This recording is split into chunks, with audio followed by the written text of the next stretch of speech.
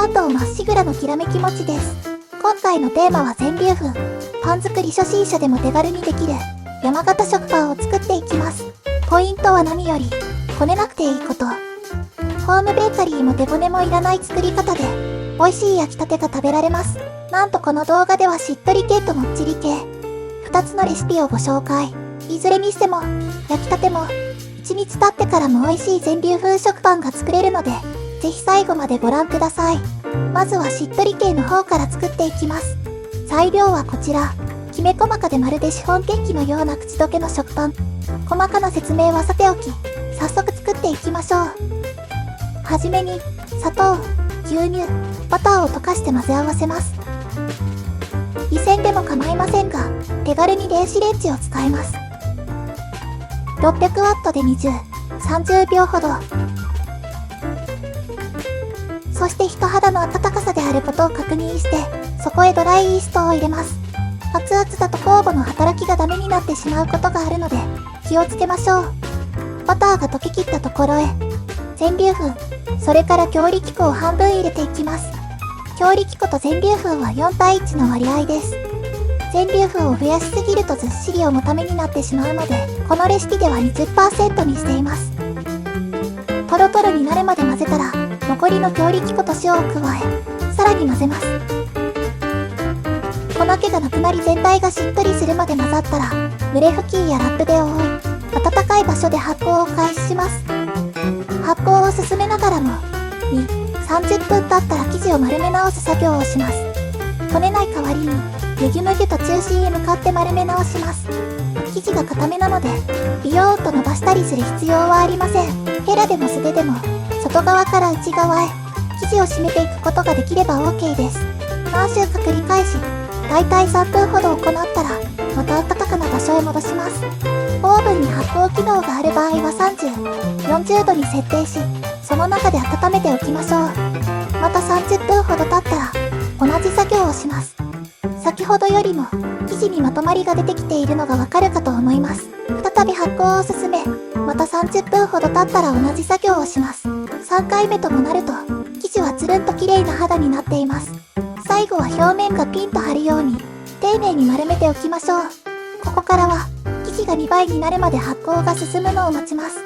暖かい場所でなら1時間ほどで済むかもしれませんし、寒い時期の室温だと2時間ほどかかるかもしれません。そして生地が大きく膨らんだら、真ん中に指をさしてみて、穴がぽっかり開くかどうかを確認します。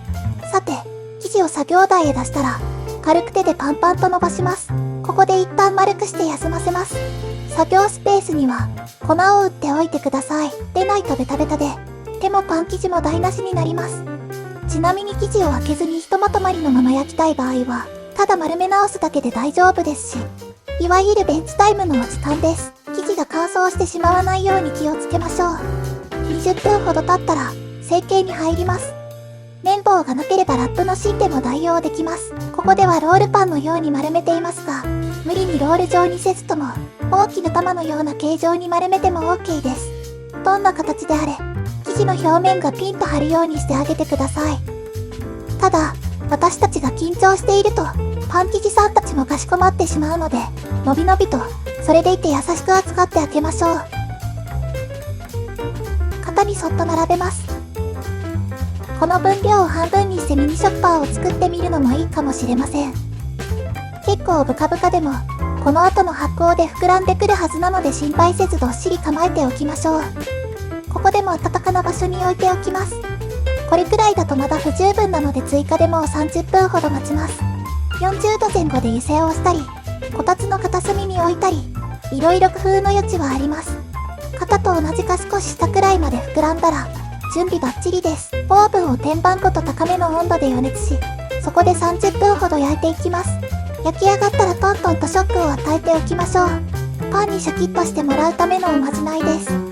ちなみに、型によってはあらかじめ油を塗っておいたりしないと、うまく滑り出てこないので注意してください。ちょっと冷めたら切ります。夜遅かったので、さりげなく端っこだけ味見してみました。美味しい。適度な弾力で、ふわっとしています。ご覧の通り、しっとりソフトな感触です。結局、味見のおかわ断りをしてしまいました。だって、美味しいんだもの。さて、翌日です。まだまだ全力の柔らかさ、耳に滲んだバターの香ばしさがたまりません。続いて、もっちり系を作っていきます。こちらは牛乳の代わりに水を使います。基本的な工程は同じですが、生地の質感は若干変わっているので、ぜひ見比べてみてください。作業はスピーディーに進んでいきます。材料の銘柄などに関しては、手に入りやすいものやご自身の好みでお選びください。塩や砂糖や強力粉にバター、どれも種類によって違いはもちろんありますが、お家でのパン作りは気楽にできることが第一なので、あまり気にすることはないと思います。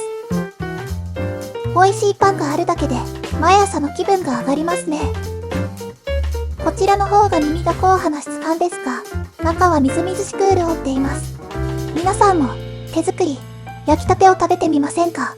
手順は至って簡単、コツいらずですので、ぜひ気軽に作ってみてください。皆さんはどちらがお好みでしたか？もちろん、感想や質問などもお気軽にコメントをお寄せくださいね。きらめき餅はウキウキそわそわしながら待っています。高評価のボタンも大歓迎です。最後までご視聴いただき、ありがとうございました。今後とも、パン作りの延長線上にある動画作りに励んでいきますので、ぜひきらめき餅のチャンネル登録をよろしくお願いいたします。以上、きらめき餅でした。